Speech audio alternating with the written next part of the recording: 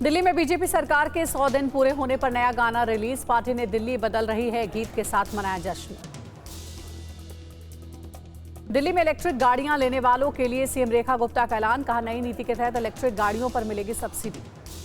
दिल्ली की मंत्री कपिल मिश्रा का बयान। बोले, जल्द शुरू होगी महिला समृद्धि योजना। दिल्ली सरकार ने बनाई समिति। 100 दिन पूरे होने पर आपका बीजेपी पर हमला। सौरभ भारद्वाज बोले, झूठा ढोल पीट रही बीजेपी। पूरी दुनिया पूरी तरह से फेल हो गई है, जनता को दे रही है धोखा।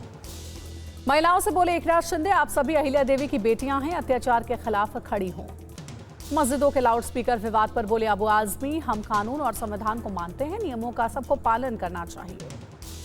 महबूबा मुफ्ती बोली, जम्मू कश्मीर ने हमेशा युद्ध और हिंसा का दंश झेला है। भारत पाकिस्तान के बीच दोस्ती का पुल होना चाहिए, जम्मू कश्मीर ना कि युद्ध का। नागालैंड में एनसीपी को बड़ा झटका। पार्टी के सभी 7 विधायक सीएम नेफ्यू रियो की पार्टी में हुए शामिल। यूपी मंत्री जयवीर सिंह का बयान। पार्टी विरोधी गतिविधियों के चलते महिला नेत्री को निकाला। महिला अब पार्टी में नहीं, बीजेपी से कोई लेना देना नहीं है।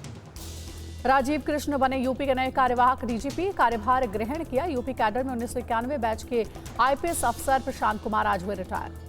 अखिलेश यादव का एक्स पर पोस्ट। यूपी को मिला एक और कार्यवाहक डीजीपी। दिल्ली लखनऊ की लड़ाई का खामियाजा यूपी क्यों झेले? जब डबल इंजन अफसर नहीं चुन सकते तो प्रदेश क्या चलाएंगे? बिहार में लगभग सभी जिलों के बदले गए डीएम। 34 आईएएस अधिकारियों के हुए तबादले। त्यागराजन बनाए गए पटना के जिलाधिकारी। आज से देश में नए नियम लागू। एटीएम, एलपीजी, पीएफ, आधार कार्ड समेत 10 चीजों में हुआ बड़ा बदलाव। आम आदमी की जेब पर पड़ेगा सीधा असर। रामराज कॉटन ने दुष्यंत श्रीधर को बनाया पंच कच्छम ब्रांड धोती का एम्बेसडर। परंपरा और विरासत की प्रतीक बनी पंच कच्छम धोती। जम्मू कश्मीर, गुजरात समेत 6 राज्यों में हुई मॉक ड्रिल और ब्लैकआउट। हवाई हमले की चेतावनी देने वाले सायरन भी बजाए गए। दिल्ली के गंगाराम अस्पताल में ऑपरेशन अभ्यास के तहत आज मॉक डिजास्टर ड्रिल। महिलाओं और बच्चों समेत लगभग की जाएगी 40 मॉक ड्रिल।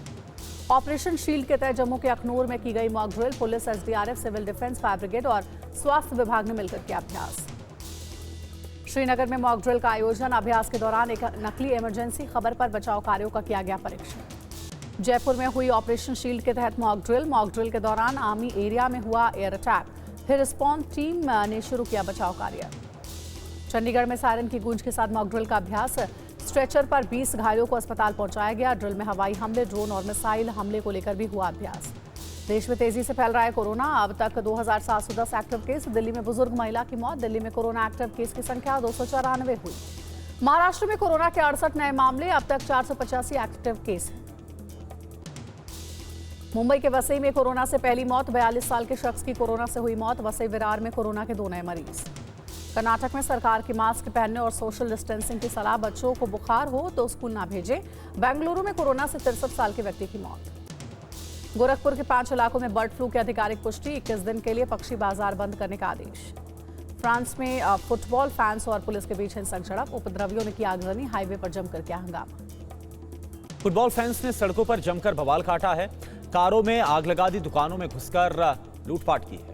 युद्ध का मैदान बन गया पेरिस। उपद्रवियों ने पुलिस की बैरिकेडिंग समेत कई चीजों को जला दिया। सड़कों पर चारों तरफ दिखाई दे रहे आग ही आग।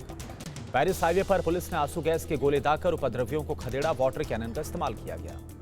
उपद्रवियों ने सरकारी संपत्तियों को नुकसान पहुंचाया। कई रास्तों को जाम किया। पुलिस ने आगे बढ़ रहे लोगों पर पानी की बौछार की। यूक्रेन की सीमा से सटे रूस के ब्रांस्क में सड़क पुल ढहने से बेपटरी हुई ट्रेन हादसे में 7 लोगों की मौत, 30 लोग घायल।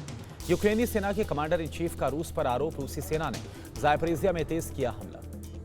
यूक्रेन की डिप्टी रक्षा मंत्री ने घोषणा की नाटो के सैन्य वाईफाई नेटवर्क में शामिल होगा F-16। यूक्रेन की सीमा पर पहुंचे 50,000 रूसी सैनिक। सूमी में बड़े पैमाने की तैयारी। यूक्रेन ने 11 गांव को खाली करने का आदेश दिया।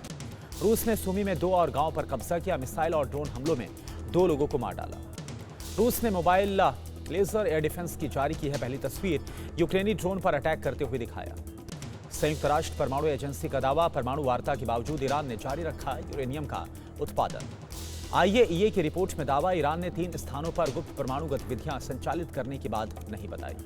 आईएईए रिपोर्ट पर इजरायल के अंतर्राष्ट्रीय समुदाय से ईरान को रोकने की अपील। कहा, शांतिपूर्ण नहीं है ईरान का परमाणु कार्यक्रम। इजरायल ने गाजा के अल दाराज में बड़ा हमला किया है। मिसाइल अटैक में आवासीय इमारत तबाह हो गई। कई लोग मारे गए। अमेरिका के प्रस्ताव पर हमास का जवाब। 10 जीवित और 18 मृत बंधकों के बदले फिलिस्तीनी कैदियों की रिहाई चाहता है। क्वेटा ग्रैंड जिरगा में बोले पाकिस्तानी पीएम शहबाज शरीफ, समस्याओं के स्थायी समाधान के लिए जारी रहे राष्ट्रीय जिरगा की परंपरा। पूर्व प्रधानमंत्री हसीना के खिलाफ आरोपों की आज सुनवाई करेगा बांग्लादेशी ट्राइब्यूनल कोर्ट। सरकारी टेलीविजन पर होगा इसका सीधा प्रसारण। एम्स के नया अध्ययन में चौंकाने वाली खबर, दिल्ली के सरकारी स्कूलों की तुलना में निजी स्कूलों के छात्रों में 5 गुना ज्यादा मोटापा है। अयोध्या में 14 कोसी परिक्रमा मार्ग की सभी मीट की दुकानों को नोटिस, 7 दिन में दुकानें हटाने की समय सीमा दी गई। श्रीनगर में खीर भवानी मेले की सुरक्षा को लेकर बोले आईजी वीके बिरदई, मेले में सुरक्षा के कड़े बंदोबस्त, यातायात की खास व्यवस्था। थाईलैंड की ओपल सुचाता बनी मिस वर्ल्ड 2025। भारत की नंदिता गुप्ता का टूटा सपना टॉप 8 में बाहर हुई। मिस वर्ल्ड 2025 का खिताब जीतने पर ओपल सुचाता ने नमस्ते की मुद्रा में किया रैंप वॉक। इंस्टाग्राम पर लिखा, ओपल की तरह मैं अपनी रोशनी में चमकती। हैदराबाद में 72वें मिस वर्ल्ड फेस्टिवल का ग्रैंड फिनाले आयोजित। कार्यक्रम में शामिल हुए एक्टर विजय देवरकोंडा और बीजेपी नेता खुशबू सुंदर। आईपीएल में आज मुंबई और पंजाब के पास आखिरी मौका। फाइनल में आरसीबी से भिड़ेगी जीतने वाली टीम। अहमदाबाद में शाम 7:30 बजे मुकाबला शुरू होगा।